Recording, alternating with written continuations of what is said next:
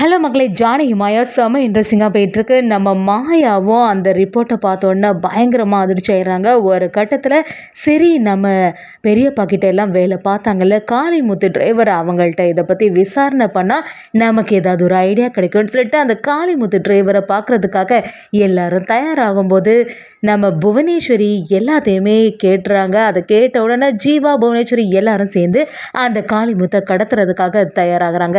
இதில் இருந்து நம்ம மாயா எப்படி வந்து இப்போ நம்ம ரகுராமுக்கு மேலே எந்த தப்பும் இல்லைன்னு சொல்லிட்டு நிரூபிக்கிறாங்க. வீடியோக்குள்ளே போகிறதுக்கு முன்னாடி நம்ம சேனலுக்கு சப்ஸ்கிரைப் பண்ணுங்கள். அப்படியே பக்கத்தில் இருக்க பெல் ஐக்கனை கிளிக் பண்ணிடுங்க. அப்போ தான் நான் போடுற வீடியோலாம் உங்களுக்கு நோட்டிஃபிகேஷனாக வரும். நம்ம மாயாவும் இந்த ஜீவா ரிப்போர்ட் படி 2002 தான் அவன் பிறந்திருக்கான். அந்த சமயத்தில் எல்லாம் நம்ம பெரியப்பாவை பற்றி யாருக்காவது தெரியுமா? இந்த ரிப்போர்ட்னால நம்ம ரொம்பவே குழம்பி போயிருக்கோம். எனக்கு தெரிஞ்சு யாரோ ஒருத்தங்க மாற்றி வச்சுருக்கணும். சரி, அந்த சமயத்தில் எல்லாம் அங்கே வந்து டிரைவராக வேலை பார்த்தவங்க யார் அப்படின்னு யோசிக்கும் போது காளிமுத்தை பற்றி ஞாபகம் வருது. இதை தெரிஞ்சுக்கிட்டு நம்ம சீனுவும் ஆமாம் மாயா நீ சொல்கிறது சரிதான், காளிமுத்துவவே பார்த்தா நமக்கு ஏதாவது ஒரு ஐடியா கிடைக்கும்னு சொல்லிட்டு யோசிக்கிறாங்க. அது மாதிரி நம்ம தனா கதிர் எல்லாரையுமே கூட்டிகிட்டு காளிமுத்தை பார்க்குறதுக்காக ரெடி ஆகி அந்த இடத்துக்கு கிளம்புறாங்க. இன்னொரு சைடு பார்த்தீங்கன்னா காளிமுத்தம் நம்ம ரகுராம் ஐயாவோட அப்பாவோட ஃபோட்டோவை வச்சு அப்படியே வணங்குறாங்க. அப்படி அந்த ராஜமாணிக்கத்தோட ஃபோட்டோவை பார்த்த உடனே நீங்கள் இப்போ உயிரோட இல்லை, நீங்கள் பல வருஷமாக ஒரு ரகசியத்தை வச்சுருக்கீங்க, அதை பற்றி நானும் வெளியில் யார்கிட்டையுமே சொல்ல மாட்டேன் அப்படின்னு சொல்லிட்டு காளிமுத்து அந்த ஃபோட்டோவை பார்த்து ஒரு பயபக்தியோட கொண்டுட்டு இருக்கும்போது இதை தெரிஞ்சுக்கிட்ட ஜீவா புவனேஸ்வரி எல்லாரும் சேர்ந்து அந்த இடத்துக்கு வராங்க. ஜீவாவும் பசுபதியும் சேர்ந்து அந்த காளிமுத்தை மிரட்ட ஆரம்பிக்கிறாங்க. நான் சொல்கிற மாதிரி நீ செய்யணும்னு சொல்லிட்டு அந்த இடத்துலேருந்து காளிமுத்தை கூட்டிகிட்டு போயிடறாங்க. அதே சமயத்தில் நம்ம மாயா எல்லாரும் அந்த இடத்துல வந்து பார்க்கும்போது காளிமுத்தை காண மாட்டேங்குது. அங்கே எல்லாமே சிதறி கிடக்குது.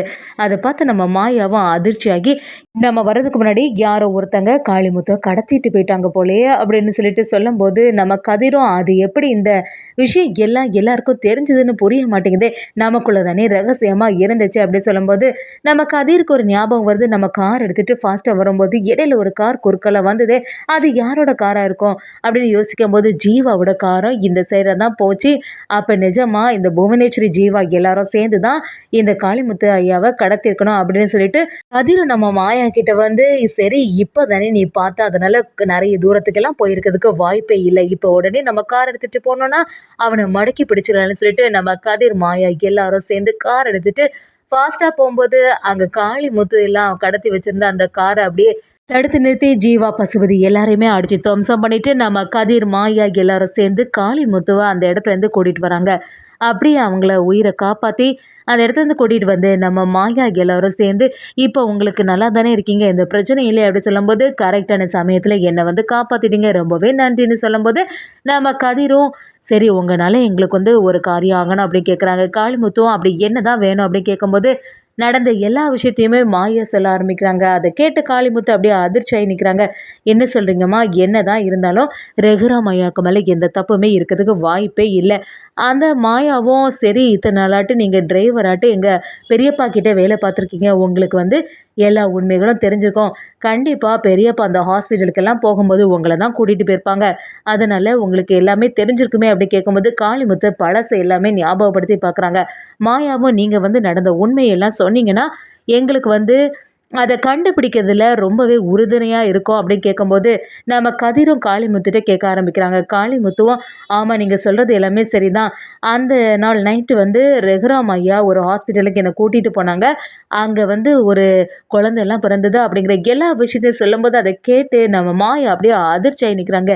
இங்கே என்ன தான் நடக்குது, கண்டிப்பாக பெரியப்பாக்கு மேலே எந்த தப்புமே இல்லை அப்படின்னு சொல்லிட்டு தானே யோசித்தோம், ஆனால் இந்த டிரைவர் எல்லாம் சொல்லதை பார்க்கும்போது நிஜமாக இருக்குமா அப்படின்னு சொல்லிட்டு நம்ம மாயா குழப்பத்தில் இருக்கும்போது கதிர் எல்லாரும் சேர்ந்து இதுக்கு பின்னாடி ஏதோ ஒரு பெரிய உண்மை மறைஞ்சிருக்கு, அதை நம்ம கண்டுபிடிச்சே ஆகணும்னு சொல்லிட்டு நம்ம மாயாவை சரியான ஒரு மாஸ்டர் பிளானை போடுறாங்க.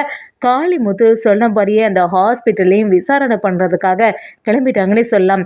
ஒரு கட்டத்தில் நம்ம மாயாவுக்கு ரகுராமுக்கு மேலே எந்த தப்புமே இல்லை, எல்லாத்துக்கும் காரணம் நம்ம ரகுராமோட அப்பா ராஜமாணிக்கம் தான் அப்படிங்கிற ஒரு விஷயம் கூடிய சீக்கிரமாக தெரிய வரப்போகுதுன்னே சொல்லலாம்.